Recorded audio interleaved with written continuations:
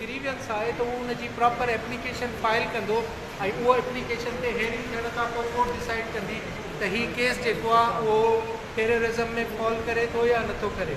उन सां गॾु अॼु सभिनी अक्यूज़ पर्सन जंहिंमें ख़ालिद लुंड, शहबाज़ ऐं नूर मोहम्मद लुंड जूं बेल एप्लीकेशन्स जेके आहिनि उहे अॼु उनजी हेयरिंग ते रखियल हुयूं, जंहिंमें हुननि बि आर्ग्यूमेंट कया। असां पंहिंजी कोशिशि कई त असांजो जेको बि रियल केस आहे उहो कोर्ट जे अॻियां पेश कयोसीं, कोर्ट खे असिस करण जी पूरी कोशिशि कई अथऊं।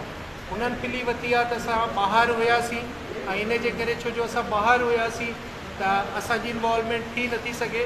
असां कॾहिं बि कोन चयो आहे, न को FIR में, न को पंहिंजे बयाननि में त तव्हां अची बंदूक हई नसरुल्ला खे या नसरुल्ला ते जेके फायर थिया उहे हिननि मां कंहिं कया।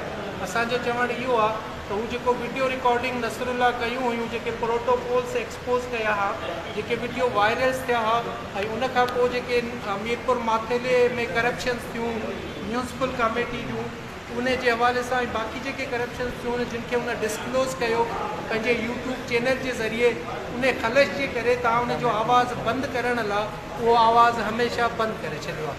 त उन ते असां कोर्ट खे असिस कयो आहे। इंशाअल्लाह ताला कोर्ट खां हमेशह सुठी उम्मीद रही आहे ऐं हिन केस में बि आहे त हिकिड़े बेपाक सहाबी ऐं सादे ग़रीब माण्हू जो जेको ग़रीब आवाम जो आवाज़ु बनियो, एतिरियूं दुआऊं खणी हिन दुनिया मां रुख़सत थियो।